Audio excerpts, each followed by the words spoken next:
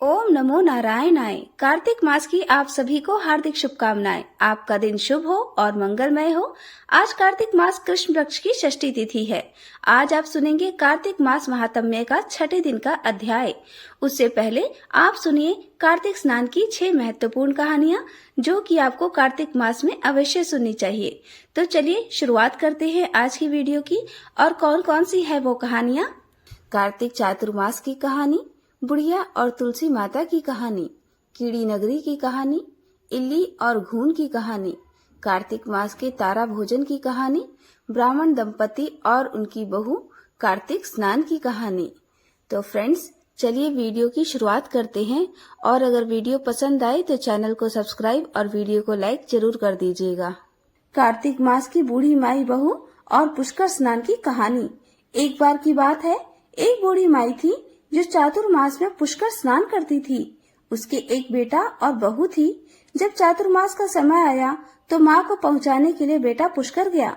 सास ने बहू को रास्ते के लिए फलाहार बनाने के लिए कहा तो बहू ने जमीन की पपड़ी उखाड़कर एक डिब्बे में बांध कर दे दिए। रास्ते में बेटा माँ से बोला, माँ फलाहार कर लें। जहाँ पानी मिला बूढ़ी माँ वही फलाहार करने बैठ गई। अब जैसे ही बूढ़ी माँ ने पोटली खोली वो पापड़ी फलाहार बन गई। बूढ़ी माँ ने फलाहार कर लिया। तब पुष्कर में बेटा माँ के लिए झोपड़ी बनाकर सामान रखकर वापस अपने घर आ गया। रात्रि के प्रथम पहर में श्रावण मास आया और बोला, बुढ़िया दरवाजा खोल। तब बूढ़ी माँ ने पूछा, तू कौन है? वह बोला, मैं श्रावण हूँ। बूढ़ी माँ ने तुरंत झोपड़ी का दरवाजा खोल दिया। बूढ़ी माँ ने श्रावण मास में महादेव जी का पूजन किया और बेल पत्र चढ़ाती, अभिषेक करती, भजन कीर्तन करती। तो जाते समय श्रावण ने बूढ़ी माई की झोपड़ी को एक लात मारी तो झोपड़ी की एक दीवार सोने की हो गई। बाद में भाद्रपद मास आया, तब उसने भी बूढ़ी माई को दरवाजा खोलने को कहा।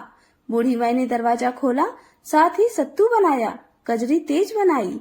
भदवा भी जाते जाते झोपड़ी को एक लात मार कर गया तो दूसरी दीवार भी हीरे की हो गई। फिर आश्विन मास आया, उसने भी बूढ़ी माई को दरवाजा खोलने के लिए कहा।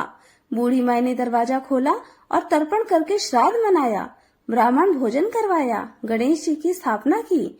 फिर अनंत चतुर्दशी का पर्व मनाया और नवरात्रि में माँ दुर्गा की स्थापना की, दशहरा मनाया। जाते जाते आशोज भी झोपड़ी पर एक लात मार कर गया तो बूढ़ी माई की झोपड़ी की तीसरी दीवार भी सोने की हो गई। और इन सब के बाद पवित्र कार्तिक मास आया और उसने भी बूढ़ी माई को दरवाजा खोलने के लिए कहा। बूढ़ी माई ने दरवाजा खोला और श्रद्धा से कार्तिक स्नान, भजन, पूजन, व्रत आदि किया। दीपावली, गोवर्धन पूजा, भाई दूज, आंवला नवमी करी। कार्तिक मास ने जाते जाते लात मारी और इस बार पूरी की पूरी झोपड़ी ही सोने की हो गई। अब तो बूढ़ी माई खूब दान धर्म करती और भगवान का भजन किया करती। चातुर्मास पूरा होने पर जब बेटा अपनी माँ को लेने के लिए पुष्कर आया तो अपनी माँ और झोपड़ी को वह पहचान ही नहीं पाया। वहाँ तो भगवान की कृपा से खूब ठाट बाट हो गए थे। उसने आसपास वालों से पूछा तो उन्होंने सब हाल कह सुनाया। यह सुनकर बेटा माँ के पैरों में गिरकर बोला, माँ घर चलो। और वह सारा सामान एक गाड़ी में भरकर माँ को अपने साथ घर लिवा ले गया। सास के ठाट बाट देखकर बहू के मन में जलन पैदा हो गई। तब तो उसने भी अपनी माँ को 4 मास के पुष्कर स्नान के लिए छोड़कर आने के लिए अपने पति से कहा तो वह अपनी सास को भी पुष्कर छोड़कर आ गया। श्रावण, भादो, आषाढ़ और कार्तिक सभी मास आए, लेकिन बहू की माँ ने कुछ भी नहीं किया। वह तो 4 समय खूब ठाट से खाती थी और दिन भर सोती थी। चातुर्मास ने जाते जाते झोपड़ी को एक लात मारी तो पूरी झोपड़ी गिर पड़ी और बहू की माँ को गधे की योनि में जाना पड़ा। 4 मास बाद जमाई जब अपनी सास को लेने पुष्कर गया तो उसने ना तो अपनी सास दिखाई दी और ना ही झोपड़ी।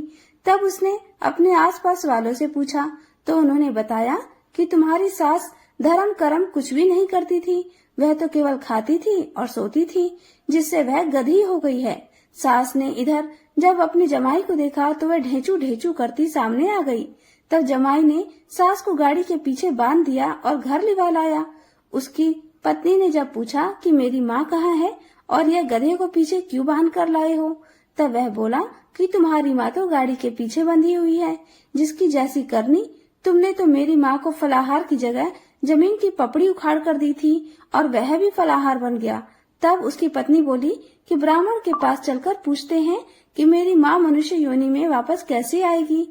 तब वे दोनों पति पत्नी ब्राह्मण के पास गए, सारा हाल कह सुनाया। ब्राह्मण देवता बोले कि तेरी सास जब स्नान करे तब उस पानी को लेकर तू अपनी माँ को उस पानी से स्नान करा देना, तब उसी गधी की योनि से मुक्ति मिल जाएगी। तब बहू ने ऐसा ही किया और उसकी माँ मनुष्य योनि में हो गई। हे राधा दामोदर, भगवान जैसे आपने लड़के की माँ को सब कुछ दिया वैसे ही हम सबको भी देना। बोलिए कार्तिक मास की जय। अब सुनिए कार्तिक मास के ब्राह्मण दंपति और उनकी बहू और कार्तिक स्नान की कहानी। एक बार की बात है, एक नगर में एक ब्राह्मण और ब्राह्मणी रहते थे। वे रोजाना 7 कोस दूर गंगा स्नान करने जाते थे। इतनी दूर आने जाने से ब्राह्मणी थक जाती थी। एक दिन ब्राह्मणी बोली, काश हमारे भी एक बेटा होता तो कितना अच्छा होता।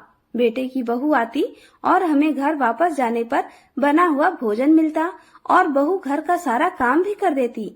ब्राह्मणी की यह बात सुनकर ब्राह्मण देवता बोले, बात तो तुम सही कह रही हो, चलो आज मैं तुम्हारे लिए बहू ला ही देता हूँ। ब्राह्मणी बोली, वो कैसे? ब्राह्मण ने कहा कि तुम एक पोटली में आटा डालकर उसमें कुछ मोहरे रख देना। ब्राह्मण देवता के कहे अनुसार ब्राह्मणी ने पोटली बांधकर दे दी और पोटली लेकर ब्राह्मण देवता चले गए। वह अभी कुछ दूर ही गए थे कि उन्हें नदी के किनारे बहुत ही सुंदर लड़कियां खेलती हुई दिखाई दी। वे रेत में घर बनाकर खेल रही थी और बार बार तोड़ रही थी। तब उनमें से एक लड़की कहने लगी, मैं तो अपना घर नहीं तोड़ूंगी, मुझे तो रहने के लिए घर चाहिए। लड़की की बात सुनकर ब्राह्मण देवता मन ही मन सोचने लगे कि बहू बनाने के लिए तो यह लड़की सही रहेगी।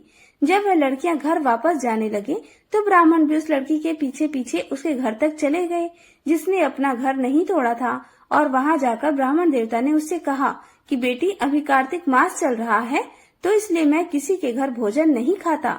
मैं आटा लेकर आया हूँ, तुम अपनी माँ से पूछो तो जरा वह क्या मेरे लिए आटा छानकर 4 रोटियां बना देंगी। यदि वह मेरा आटा छानकर रोटियां बनाएंगी तो ही मैं रोटी खा सकता हूँ। लड़की ने भीतर जाकर अपनी माँ से सारी बात कह दी। माँ ने कहा, ठीक है, जाकर बाबा से कह दे कि वह अपना आटा दे दे तो मैं रोटियां बना दूंगी। जब लड़की की माँ आटा छानने लगी तो आटे में से मोहरे निकली। वह सोचने लगी कि जिसके आटे में इतनी मोहरे हैं उसे घर में कितनी मोहरे होंगी। उधर वह ब्राह्मण देवता जब भोजन करने बैठे तो लड़की माँ ने कहा, बाबा क्या आप अपने लड़के की सगाई करने जा रहे हो? ब्राह्मण ने कहा, मेरा बेटा तो काशी में पढ़ने गया हुआ है, लेकिन यदि तुम कहो तो खांड कटोरे से विवाह करके तुम्हारी बेटी को मैं अपने साथ ले जाऊं। लड़की की माँ बोली, ठीक है बाबा, और फिर खांड कटोरे से अपनी लड़की का विवाह करके उसे ब्राह्मण देवता के साथ उसने भेज दिया। ब्राह्मण ने घर आकर कहा, रामू की माँ दरवाजा खोलो, देखो तो मैं तुम्हारे लिए बहू लेकर आया हूँ। ब्राह्मणी बोली, पूरी दुनिया तो ताने मारती ही थी, अब आप भी मारने लगे? अरे हमारा तो कोई बेटा ही नहीं है तो भला बहू कहाँ से आएगी? ब्राह्मण ने कहा, अरे भाग्यवान, दरवाजा खोल कर देख तो सही। जब ब्राह्मणी ने दरवाजा खोला तो सामने बहू को खड़ी देखा। उसने बहू का प्रसन्न मन से स्वागत किया और खूब आदर सत्कार से घर के भीतर ले गई। अब ब्राह्मण और ब्राह्मणी स्नान करने जाते तो बहू पीछे घर का सारा काम करके भोजन बनाकर तैयार रखती। वह उनके कपड़े धोती, रात को पैर भी दबाती। इस तरह काफी समय बीत गया। ब्राह्मणी ने एक दिन अपनी बहू से कहा कि बहू, तू कभी भी चूल्हे की आग बुझने मत देना और मटके का पानी खत्म मत होने देना। लेकिन एक दिन चूल्हे की आग बुझ गई। तब बहू भागी भागी अपनी पड़ोसन के पास गई और बोली, मेरे घर में चूल्हे की आग बुझ गई है, मुझे थोड़ी आग चाहिए। मेरे सास ससुर सुबह 4 बजे से गए हुए हैं स्नान करने, वो थके हारे आएंगे, इसलिए मुझे उनके लिए भोजन बनाना है। पड़ोसन बोली कि तू तो बावली है, यह दोनों तुझे मिलकर पागल बना रहे हैं, इनका कोई बेटा नहीं है। बहू बोली, दीदी ऐसा तो मत बोलो, इनका बेटा तो बनारस काशी में पढ़ने गया हुआ है।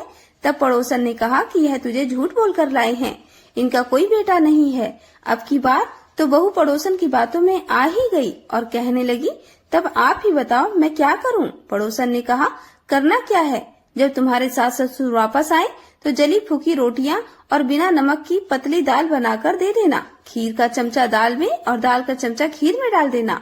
अब तो बहू पड़ोसन की सारी सीख लेकर घर आ गई और जब उसके सास ससुर वापस घर आए तो आज ना तो उनकी बहू ने उनका आदर सत्कार किया, न ही उनके कपड़े धोए। यहाँ तक कि जब उसने अपनी सास ससुर को भोजन दिया तो सास बोली, बहू आज यह रोटियां जली फूकी क्यों है और दाल भी बिना नमक की है। तब बहू ने तपाक से जवाब दिया, माँ जी एक दिन ऐसा खाना खा लोगे तो कुछ बिगड़ नहीं जाएगा तुम्हारा। सास ससुर को खरी खोटी सुनाकर वह फिर से पड़ोसन के पास गई और बोली कि अब बताओ आगे क्या करना है। पड़ोसन बहुत चालाक थी, कहने लगी, अब तुम सातों कोठों की चाबी मांग लेना। और अगले दिन जब वह ब्राह्मण ब्राह्मणी स्नान करने के लिए जाने लगे तो बहू जिद पर अड़ गई, बोली, मुझे तो सातों कोठों की चाबी चाहिए। तब ससुर ने ब्राह्मणी से कहा, इसे चाबी दे दो, आज नहीं तो कल इसे देनी ही है। तब सास ने बहू को सातों कोठों की चाबी दे दी और वह ब्राह्मण दंपति स्नान करने के लिए चले गए।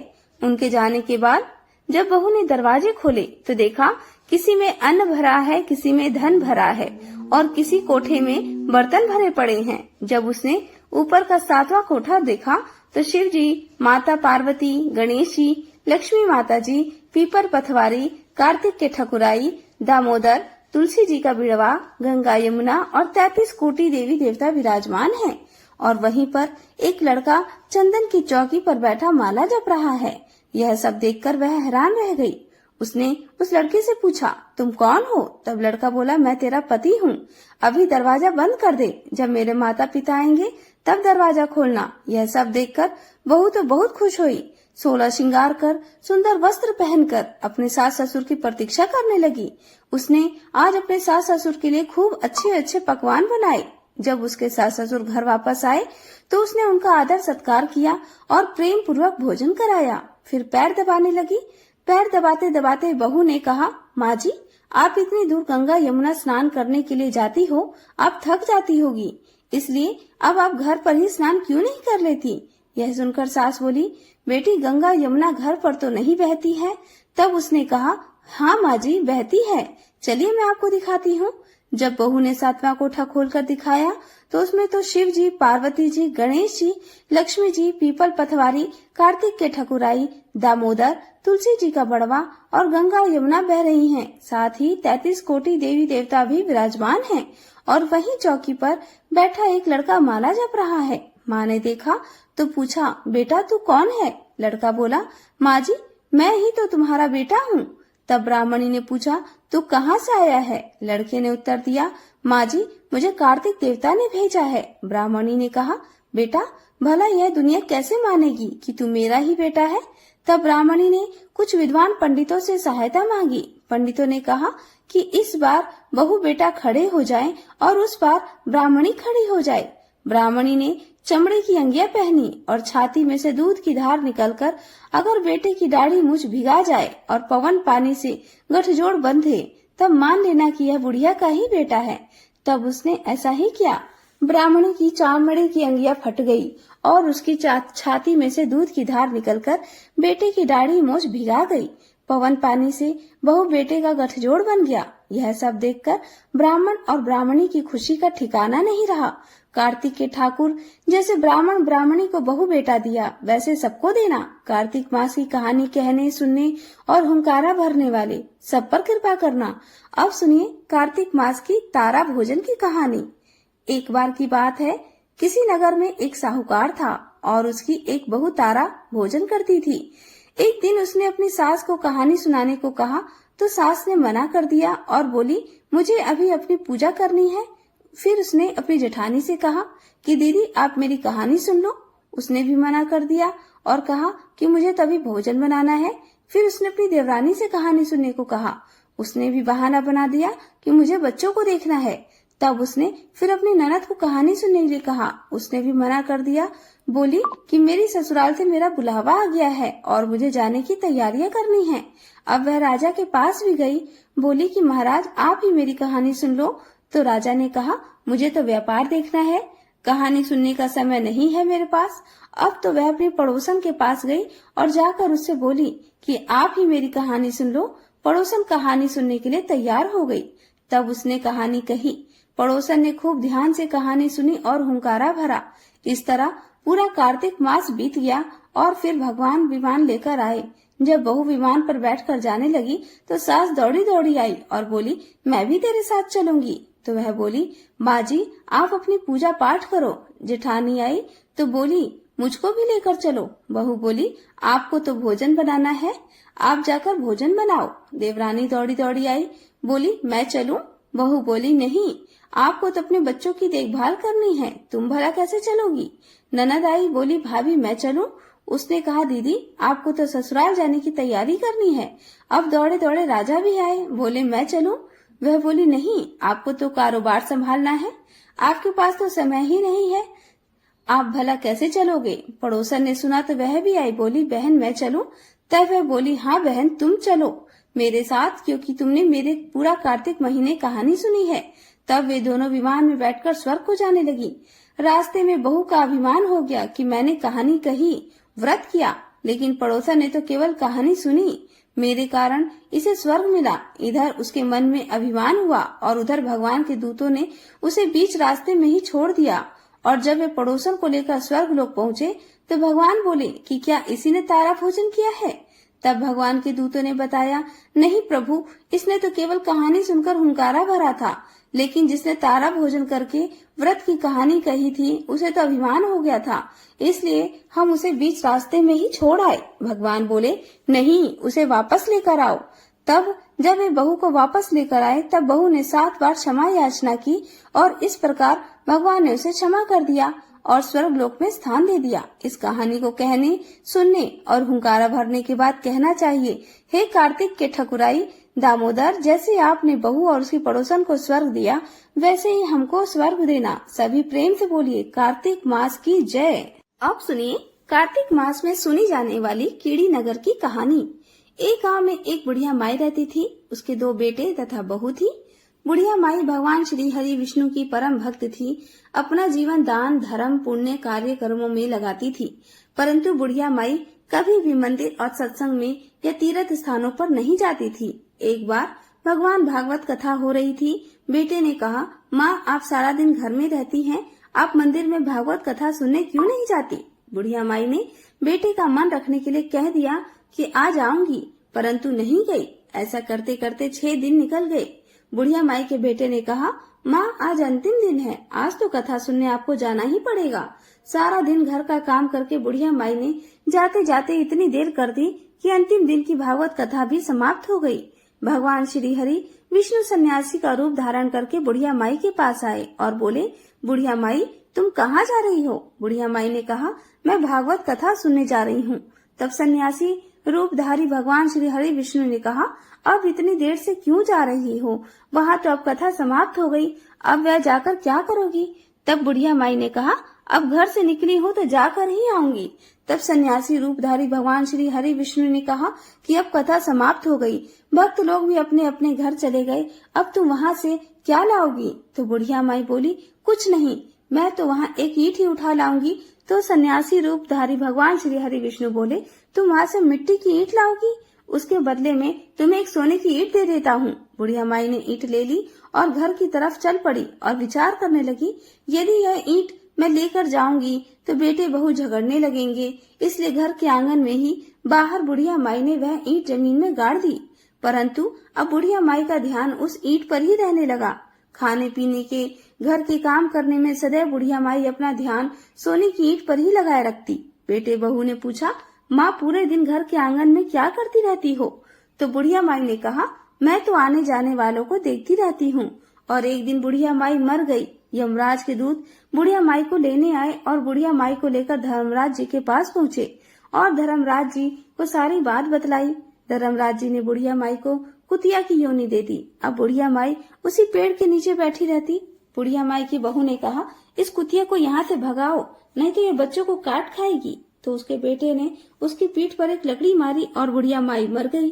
फिर उसे सांप की योनि मिली। आंगन में सांप को देखकर बेटे बहू ने किसी को काट न जाए इसी डर से मार दिया। फिर बुढ़िया माई मरकर धर्मराज के पास पहुंची। बुढ़िया माई कीड़ी का रूप धारण करके अब उस आंगन में कीड़ी नगरा बना लिया। आंगन में कीड़ी नगरा हो गया। घर वाले बहुत परेशान हुए। घर वाले भोजन भी नहीं बना पा रहे थे।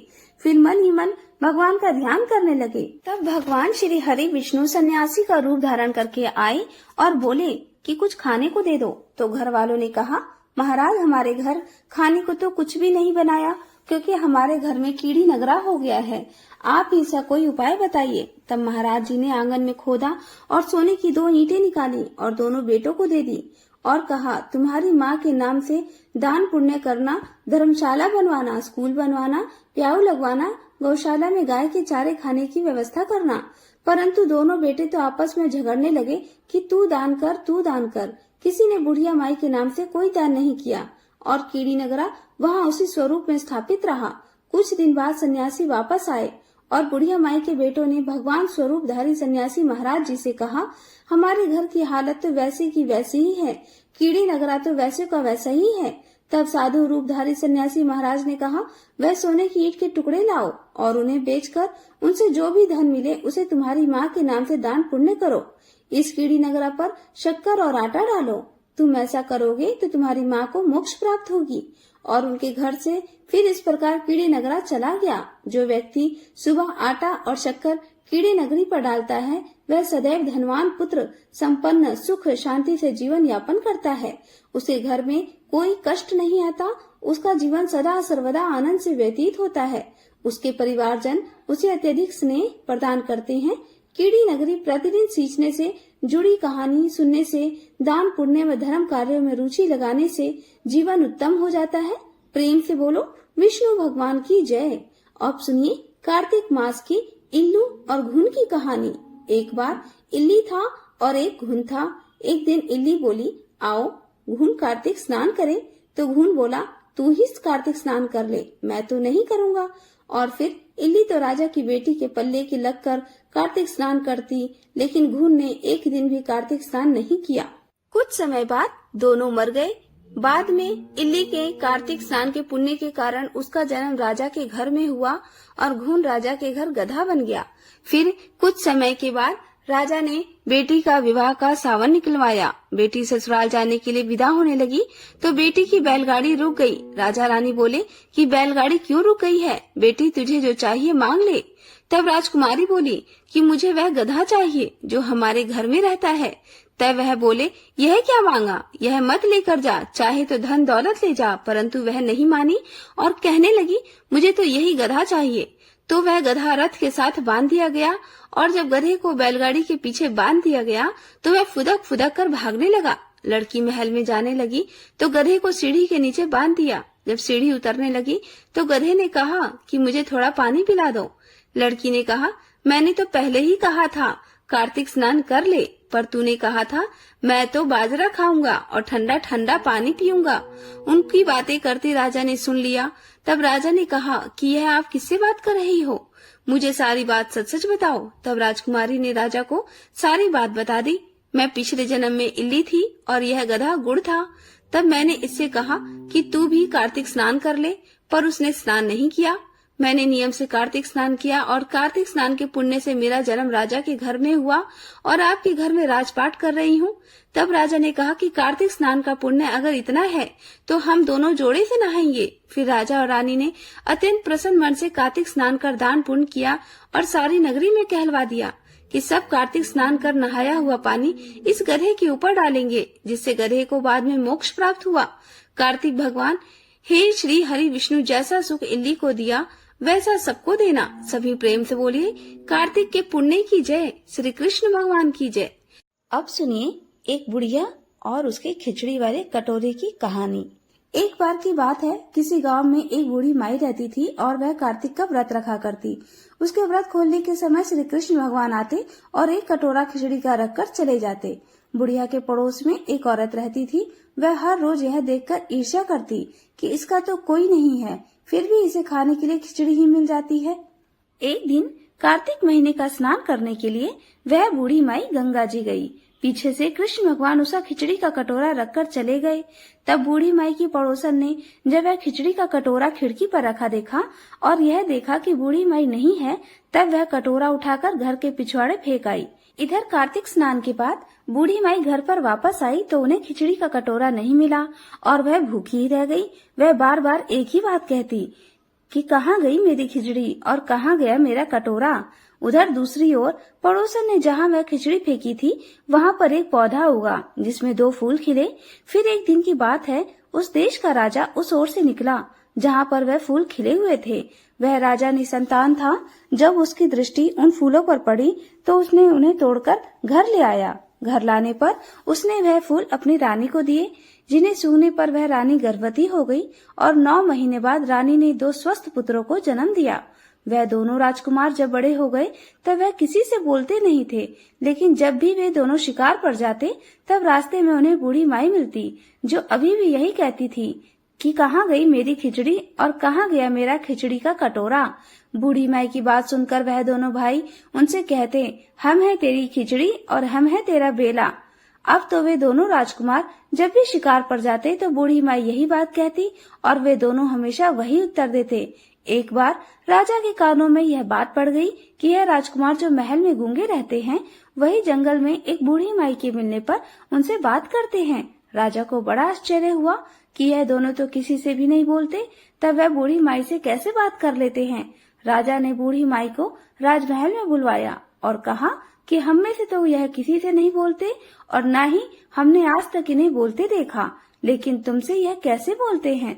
तब बूढ़ी माई ने कहा कि महाराज, मुझे भी नहीं पता कि यह मुझसे कैसे बोल लेते हैं। मैं तो कार्तिक का व्रत करती थी और कृष्ण भगवान मुझे खिचड़ी का कटोरा भर कर दे जाते। एक दिन मैं स्नान करके वापस आई तो वह मुझे खिचड़ी नहीं मिली। जब मैं कहने लगी कि कहाँ गई मेरी खिचड़ी और कहाँ गया मेरा कटोरा, तब इन दोनों लड़कों ने कहा कि तुम्हारी पड़ोसन ने तुम्हारी खिचड़ी फेंक दी और उसके 2 फूल बन गए थे। वह फूल राजा तोड़कर ले गया, जिसे रानी ने सूंघा तो हम 2 लड़कों का जन्म हुआ और हमें भगवान ने तुम्हारे लिए ही भेजा है। सारी बात सुनकर अब तो राजा ने बूढ़ी माई को महल में ही रहने को कहा। इस तरह कार्तिक स्नान के पुण्य प्रताप से बूढ़ी माई के दिन फिर गए और वह महल में खूब ठाठ से रहने लगी। कार्तिक महाराज, जैसे आपने बूढ़ी माई की बात सुनी, वैसे ही आपका व्रत करने वाले और इस कहानी को सुनने वालों की भी सुनना। सभी प्रेम से बोलिए कार्तिक मास की जय। अब सुनिए कार्तिक मास की बूढ़ी माई और श्री कृष्ण के कंधे की कहानी। कार्तिक मास में सभी औरतें तुलसी जी को जल से सींचने जाया करती थी। एक बूढ़ी माई भी थी जो कार्तिक मास में नियम से तुलसी जी को सींचा करती और जब भी वह सींचने जाती तो तुलसी माता से हाथ जोड़कर कहती, हे तुलसी माता, सत्य की दाता, मैं तेरा बिरवा सींचती हूँ, मुझे बहू दे, पीले रंग की धोती दे, मीठा ग्रास दे, बैकुंठ में वास दे, अच्छी मौत दे, चंदन का काठ दे, अच्छा राज दे, खाने को दाल भात दे और ग्रास के दिन श्री कृष्ण का कांधा दे। बूढ़ी माई की यह बातें सुनकर तुलसी माता सूखने लगी। तुलसी माता को यूं सूखते देखकर भगवान श्री कृष्ण ने पूछा, हे तुलसी, तुम दिन प्रतिदिन सूखती क्यों जा रही हो। तब तुलसी माता ने कहा, बस मेरे मन की मत पूछो प्रभु। भगवान कहने लगे, मैं नहीं पूछूंगा तो फिर कौन पूछेगा। अब तुलसी माता कहने लगी, हे प्रभु, एक बूढ़ी माई आती है और अपनी बात कहकर चली जाती है। मैं उनकी सारी बातें तो पूरी कर दूंगी, लेकिन कृष्ण का कंधा कहाँ से ले आऊंगी। तब भगवान बोले कि जब वह मरेगी तो अपने आप ही मैं कंधा देने आ जाऊंगा। तुम बूढ़ी माई से यह बात कह देना। इसके कुछ दिनों के बाद वह बूढ़ी माई मर गई। बूढ़ी माई के मरने पर सारा गांव इकट्ठा हो गया और उसका अंतिम संस्कार समय आने पर जब गांव के लोग उन्हें उठाने लगे तो वह बहुत भारी हो गई और किसी के भी उठाए ना उठी।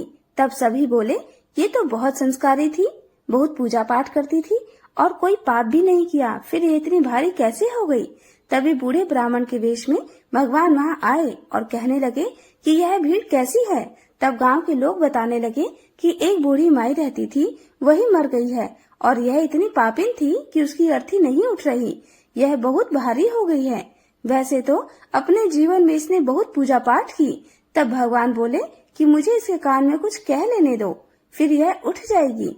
ऐसा कहकर भगवान ब्राह्मण के वेश में बूढ़ी माई के पास गए और उसे कान में कहा कि माई, तू अपने मन की कर ले, पीताम्बर की धोती ले, मीठा मीठा ग्रास ले, वैकुंठ में वास ले, चटके की चाल ले, चंदन का काठ ले, झालर की झनकार ले, दाल भात का जीवन ले और कृष्ण का कांधा भी ले। भगवान की यह बात सुनकर बूढ़ी माई तो तुरंत हल्की हो गई और तब भगवान स्वयं उन्हें अपने कंधे पर लेकर गए। इस प्रकार बूढ़ी माई को मुक्ति मिल गई और वह बैकुंठ लोक चली गई।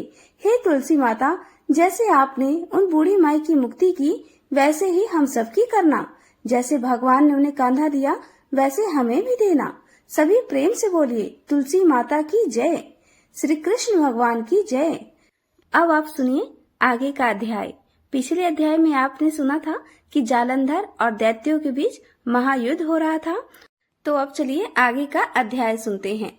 जैसा कि आप जानते हैं कि जालंधर की आज्ञा मिलने पर दैत्यों ने द्रोणाचल पर्वत पर, जिस पर अपार संजीवनी बूटियां थीं, जिनका प्रयोग करके देवगुरु बृहस्पति सभी देवताओं को जो कि युद्ध में मारे जाते थे उन्हें पुनः जीवित कर दिया करते थे।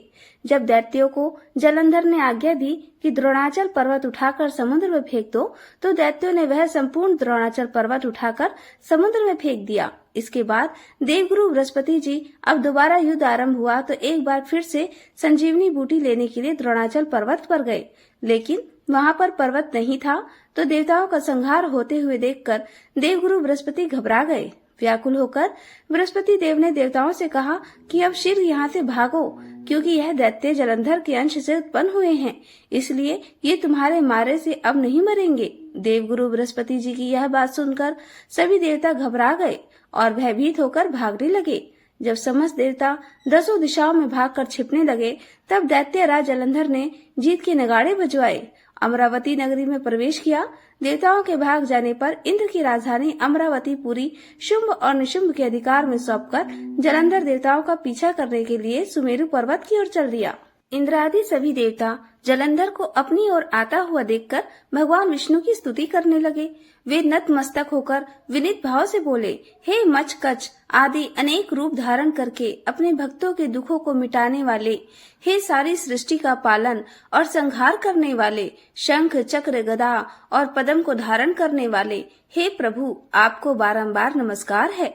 हे लक्ष्मी रमणा, हे दैत्यों के नाश करने वाले, हे पीताम्बरधारी, हे शरणागत के रक्षक, आपको नतमस्तक नमस्कार है। जालंधर नामक दैत्य से पीड़ित होकर हम देवताओं के समस्त संताप को हरने वाले, हम चंद्र सूर्य 2 नेत्रों वाले आपको नमस्कार करते हैं। जो कोई भगवान की इस संकट नाशक स्तुति को पढ़ता है, उसके समस्त संकट भगवान स्वयं दूर कर देते हैं। सो हे राजा पृथु, भगवान देवताओं की स्तुति सुनकर और उनके महान दुखों को देखकर शीघ्रता से उठकर और गरुड़ पर सवार होकर जाने लगे। तब महालक्ष्मी जी ने पूछा कि हे प्रभु आप कहाँ जा रहे हैं? तब भगवान विष्णु ने उत्तर दिया कि तुम्हारे भाई जालंधर के भय से भयभीत तथा पीड़ित देवताओं की सहायता करने को मैं जा रहा हूँ। प्रभु की यह बात सुनकर लक्ष्मी जी कहने लगी, भगवान मैं तो आपकी परम प्रिय हूँ, फिर आप मेरे भाई को कैसे मार सकते हैं? भगवान ने कहा, देवी शंकर जी से उत्पन्न और ब्रह्मा जी के वचन के कारण हम जालंधर को कदापि नहीं मारेंगे। लक्ष्मी जी को इस प्रकार समझाकर शंख चक्र और खड़ग लेकर भगवान विष्णु जालंधर से युद्ध करने के लिए युद्ध भूमि में पहुंच गए। उस समय बहुत से दैत्य गरुड़ के पंखों के वेग से ही मारे गए। पवन से पीड़ित दैत्यों को देखकर जालंधर को अत्यधिक क्रोध आ गया और वह स्वयं भगवान विष्णु के सामने युद्ध करने को आ गया। उस समय जालंधर और भगवान विष्णु में घोर युद्ध हुआ। उस समय बाणों से आकाश ढक गया। तब भगवान विष्णु ने जालंधर के रथ का ध्वज छत्र और बाण काट डाले, रथ के सभी घोड़ों को भी मार डाला। यह देखकर जालंधर ने गरुड़ के मस्तक पर गदा से जोरदार प्रहार किया, जिससे गरुड़ देव मूर्छित हो गए। तब भगवान विष्णु ने अपनी तलवार से जालंधर की उस गदा को ही काट डाला। इसके बाद तो जालंधर और भगवान विष्णु में कई वर्षों तक मल्ल युद्ध होता रहा। जलधर और भगवान विष्णु की इस घनघोर युद्ध को देखकर सारा ब्रह्मांड भयभीत होकर कंपायमान हो गया। अंत में भगवान विष्णु ने कहा, हे दैत्य, आज तुम्हारा और हमारा युद्ध ठीक नहीं, क्योंकि तुम लक्ष्मी जी के भाई हो। तब जालंधर कहने लगा, अगर आप प्रसन्न हैं तो मैं आपसे यह वरदान मांगता हूँ कि आप लक्ष्मी जी और गरुड़ सहित मेरे घर में ही निवास करें। यह सुनकर भगवान विष्णु लक्ष्मी जी और गरुड़ सहित उसके यहाँ रहने का वचन देकर चले गए। तब समस्त देवी देवताओं के स्थान पर दैत्यों की नियुक्ति करके जालंधर अपनी राजधानी में निवास करने लगा और देवताओं, गंधर्व और किन्नरों के पास जितने भी रत्न थे वे सब छीनकर उसने अपने अधिकार में कर लिए। निशुंभ को शासन करने के लिए पाताल में भेज दिया। वहां पहुंचकर निशुंभ ने शेष आदि नागों को अपने वश में कर लिया। इस प्रकार जालंधर देव, यक्ष, किन्नर, गंधर्व और मनुष्य सबको अपनी प्रजा बनाकर पुत्र के समान और धर्म की नीति से उनका पालन करते हुए त्रिलोकी पर शासन करने लगा। यह कथा सुनाकर देवर्षि नारद ने कहा, हे राजा पृथु, एक समय भगवान का दर्शन करने और जलंधर का वैभव देखने के लिए हम भी उसकी राजधानी में गए थे। जलंधर की राजधानी की यात्रा का वर्णन करते हुए देवर्षि नारद ने कहा, नारायण नारायण, हे राजा पृथु, जलंधर ने वहां पहुंचने पर तो हमारा बहुत आदर सत्कार किया। वह भक्ति भाव और श्रद्धा से हमारा पूजन करके विनती करने लगा, कहने लगा, महाराज कहिए आपका आगमन किस अभिप्राय से हुआ है और मेरे लिए क्या आज्ञा है। तब हमने उससे कहा कि दैत्यराज, मैं कैलाश पर्वत पर गया था। वहां शिव जी और पार्वती जी का वैभव देखकर मैं तो चकित रह गया। अब तीनों लोगों का भ्रमण करते हुए मैंने यहाँ आकर आपकी समृद्धि देखी है। आपकी और शिव जी की समृद्धि और वैभव में किसी प्रकार का कोई अंतर मुझे नजर नहीं आता, परंतु तुम्हारा वैभव स्त्री रहित है। कामदेव के शत्रु शरीर पर भस्म लीपन करने वाले वीतरागी शिव जी के पास स्त्री रतन के रूप में देवी पार्वती जी है। यद्यपि तुम्हारे पास भी अनेक सुंदर स्त्रियां हैं, परंतु उनमें से एक भी ऐसी नहीं जिसकी तुलना पार्वती जी से की जा सके। इसलिए तुम्हारा सुंदर स्त्री से रहित यह अधूरा वैभव देखकर यही निश्चित हुआ कि शिव जी के समान सारे ब्रह्मांड में किसी का वैभव नहीं है। उनके पास पार्वती के रूप में ऐसी अनुपम स्त्री है जिसको देखकर ब्रह्मा जी ने अनेक अप्सराओं की रचना की, परंतु एक भी पार्वती जी के समान नहीं बन सकी। नारद जी ने आगे राजा पृथु से कहा, हे राजन, मैं तो केवल इतनी बात कहकर वहां से चला आया, परंतु पार्वती जी की अपूर्व सुंदरता की बात सुनकर जलंधर कामदेव के ज्वर से पीड़ित हो गया। दरअसल भगवान की इच्छा से ही देवर्षि जलंधर के पास यह सब कुछ कहने के लिए गए थे। देवर्षि की बात सुनकर उसने उसी समय राहु को बुलाकर कहा कि तुम अभी कैलाश पर्वत पर जाकर शिव को हमारी आज्ञा सुनाओ। तुम शिव से कहना कि त्रिलोकी के राजा अति पराक्रमी जलंधर ने आज्ञा दी है कि 3 लोक के नाथ और सभी रत्नों के स्वामी जलंधर के होते हुए तुम शमशानवासी और नरमुंड की माला धारण करने वाले जटाजुटधारी अवधूत के पास पार्वती जैसी परम सुंदर स्त्री शोभा नहीं देती। तीनों लोगों का स्वामी होने के कारण सभी रत्नों पर मेरा अधिकार है, क्योंकि पार्वती स्त्री रूप में रतन है, अतः वह मेरे पास ही शोभित हो सकती है। दैत्यराज जालंधर की आज्ञा पाकर राहु उसी समय चंद्रमा के समान उज्जवल कैलाश पर्वत पर जा पहुंचा और अपनी भयानक दृष्टि से अद्वितीयमान कैलाश पर्वत को काला कर दिया। तब भगवान शिव के द्वारपाल नंदी द्वारा शिव जी के सम्मुख उपस्थित किए जाने पर राहु ने दैत्यराज जालंधर की उपरोक्त आज्ञा सुना दी। राहु की यह बात सुनते ही भगवान शिव की दोनों भ्रुकुटियां कमान के समान गुस्से से तन गई। तब उनकी भौं से एक अति भयंकर पुरुष उत्पन्न हुआ, जो सिंह के समान मुंह वाला था। उसके लाल लाल अग्नि के समान विकराल नेत्र थे और उसके सारे शरीर पर बड़े बड़े बाल खड़े हुए थे। उत्पन्न होते ही वह भयंकर मनुष्य विकराल मुख फैलाकर राहु को खा जाने के लिए आगे बढ़ा। अब तो राहु भयभीत होकर कहने लगा, हे देवों के देव महादेव, मैं तो एक ब्राह्मण हूँ, दूसरा दूत के रूप में यहाँ पर उपस्थित हुआ हूँ, इसलिए अब आप कृपा करके मुझे तो मत मारिए। राहु की यह बात सुनते ही भगवान शंकर ने उसे आकाश में फेंक दिया। तब वह भयंकर पुरुष शिव जी के पास आया और अत्यंत विनम्र भाव से भगवान शिव से कहने लगा कि हे महादेव, मैं बहुत भूखा हूँ, कृपया मुझे खाने को दीजिए। तब शिव जी ने कहा, तुम अपने हाथ पैरों को खा जाओ। शिव जी की आज्ञा पाते ही वह विशालकाय मनुष्य अपने हाथ और पैरों सहित अपने सारे धड़ को खा गया। जब केवल मुंह ही शेष बचा, तब भगवान शंकर ने प्रसन्न होकर उससे कहा कि तुमने मेरी आज्ञा का पालन किया है, इसलिए आज से तुम संसार में कीर्ति मुख के नाम से जाने जाओगे और आज से मैं तुम्हें अपना द्वारपाल नियुक्त करता हूँ। पहले पूजा तुम्हारी होगी, उसके बाद में हमारी होगी। तुम्हारी पूजा के बिना हमारी पूजा निष्फल ही रहेगी। उधर शिव जी के द्वारा आकाश में फेंका गया राहु बर्बर देश में जाकर गिर गया। राहु की ऐसी दशा सुनकर जलंधर अत्यंत क्रोधित हुआ और शिव जी से लड़ने के लिए दैत्यों की 1 करोड़ सेना लेकर अपने पुर से बाहर निकला। इसी समय उसके सामने से एक आंख वाले दैत्य गुरु शुक्राचार्य और अंग भंग राहु को उसने आते हुए देखा। इसके अलावा और भी अनेक अपशगुन हुए, परंतु उन्हें देखकर भी वह रुका नहीं। वह अपार दैत्य सेना सारे आकाश में बादलों की तरह छा गई। जब देवताओं ने दैत्य राज जालंधर को अपार सेना सहित कैलाश पर्वत पर चढ़ाई करते देखा तो चुपचाप इसकी सूचना शिव जी को दे दी। समाचार पाते ही शिव जी महाराज ने विष्णु भगवान का स्मरण किया और भगवान विष्णु स्मरण करते ही उनके सामने उपस्थित हो गए। तब शिव जी ने भगवान विष्णु से कहा, हे नारायण, देवताओं को पीड़ा देने वाले इस महादैत्य को आपने क्यों नहीं मारा? इतना ही नहीं, आप स्वयं श्री लक्ष्मी सहित उसे घर में ही विराजमान हो गए। आखिर इसका क्या कारण है? तब भगवान विष्णु ने उत्तर दिया, हे महादेव, यह महादैत्य आपके अंश से उत्पन्न हुआ है और लक्ष्मी जी का भाई है। इस कारण हमने उसको नहीं मारा, अस्तु यह महादैत्य आपके ही हाथ से मारा जाएगा। भगवान विष्णु की यह बात सुनकर शिव जी कहने लगे, यह तेजस्वी दैत्य तो हमसे भी नहीं मारा जा सकेगा, इसलिए इसको मारने के लिए आप अपना तेज देने की कृपा कीजिए। शिव जी के ऐसे वचन सुनकर श्री विष्णु भगवान सहित समस्त देवताओं ने अपना अपना तेज शिव जी को दे दिया।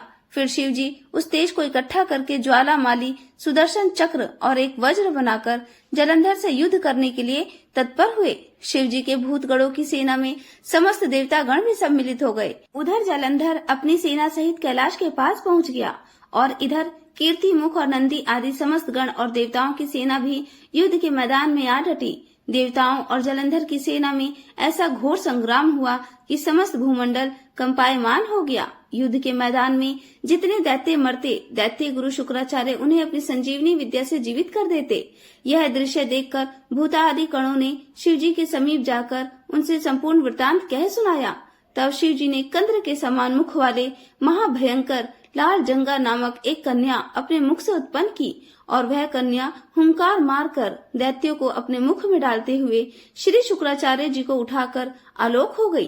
तब शिवगण निर्भय होकर दैत्य सेना को बुरी तरह मारने लगे। गणों की इस मार से व्याकुल होकर दैत्य सेना भाग खड़ी हुई। दैत्य सेना को इस प्रकार भागते देखकर जलंधर के सेनापति शुंभ निशुंभ और काल नेमी ने आगे बढ़कर देव सेना पर प्रत्यागमन कर दिया। जब देव सेना दैत्यों की मार से विचलित हो उठी, तब गणेश जी और शुंभ के बीच घनघोर संग्राम हुआ। दैत्यों को पराजित होते देख जलंधर स्वयं युद्ध क्षेत्र में आया। उसे देखकर वीरभद्र ने जलंधर पर अनेक प्रहार कर दिए। कीर्ति मुख का ही एक नाम वीरभद्र भी है। तब जलंधर ने क्रोधित होकर अपना परिघ उस पर दे मारा और उसके रथ की ध्वजा काट दी। फिर उसने देव सेना पर भयंकर बाण वर्षा करके उसमें भगदड़ मचा दी। अपनी सेना की यह दशा देखकर स्वयं भगवान शिव नंदी पर सवार होकर युद्ध के मैदान में आए और उन्होंने तब तीर बाणों की वर्षा आरंभ कर दी। शिव जी के प्रहार से दैत्य सेना इस प्रकार भागने लगी जैसे कार्तिक मास के व्रत से पाप समूह भाग जाते हैं। उसी समय शिव जी ने अपने बाणों से खड़क रोमा का सिर काटकर पृथ्वी पर गिरा दिया। इसके पश्चात जैसे ही जलंधर आगे बढ़ा, शिव जी ने उसके रथ के घोड़ों और सारथी को मार गिराया। तब जलंधर खड़ग हाथ में लेकर पैदल ही शिव जी की ओर दौड़ा। शिव जी ने उसी क्षण आगे बढ़कर एक मुक्का उसकी छाती में मारा, जिससे जालंधर अचेत हो गया। अब जब जालंधर ने देखा कि शिव जी तो अजय हैं, तो उसने गंधर्व माया रच डाली। गंधर्व और अप्सराएं युद्ध क्षेत्र में नृत्य और गायन करने लगी। शिव जी भी इस माया में फंसकर नाचने और गाने लगे। शिव जी को इस माया में फंसा हुआ देखकर जलंधर महादेव जी का रूप धारण करके देवी पार्वती के पास गया और उनका सुंदर रूप देखकर कामाग्य हो गया। पार्वती जी शिव जी को आया देखकर खड़ी हो गईं, परंतु तुरंत ही इस राक्षसी माया को पहचानकर वहां से अंतर्ध्यान हो गई। तब निराश जलंधर पुनः युद्ध क्षेत्र में आ गया। उधर जलंधर के चले जाने पर पार्वती जी ने जैसे ही भगवान विष्णु का स्मरण किया, वे तत्काल उपस्थित हो गए और उन्होंने जलंधर के शीघ्र मारे जाने का आश्वासन दिया। भगवान विष्णु अब विचार करने लगे कि जलंधर ने तो स्वयं अपने मृत्यु का रास्ता बता दिया है। यह दुष्ट वृंदा के पतिव्रत धर्म के कारण मर ही नहीं रहा, इसलिए देवताओं और अपने भक्तों की रक्षा करने के लिए हमको ही वृंदा को धर्म से डिगाकर यह घोर पाप कर्म करना पड़ेगा, क्योंकि ऐसा किए बिना तो यह दुष्ट नहीं मरेगा। इतनी ही देर में शिव जी भी राक्षसी माया से मुक्त हो गए और जलंधर को आया देखकर उस पर बाण वर्षा करने लगे। इसके बाद जो कुछ भी हुआ उसका वृतांत आप आने वाले अध्याय में सुनेगा। तो फ्रेंड्स, आज की ये कथा आपको कैसी लगी प्लीज कमेंट करके जरूर बताइएगा। अगर वीडियो थोड़ी सी भी अच्छी लगी हो तो चैनल को सब्सक्राइब और वीडियो को लाइक जरूर कर दीजिएगा। तब तक आप सभी लोगों का बहुत बहुत धन्यवाद। मिलती हूँ अपनी नेक्स्ट वीडियो में अगले अध्याय के साथ।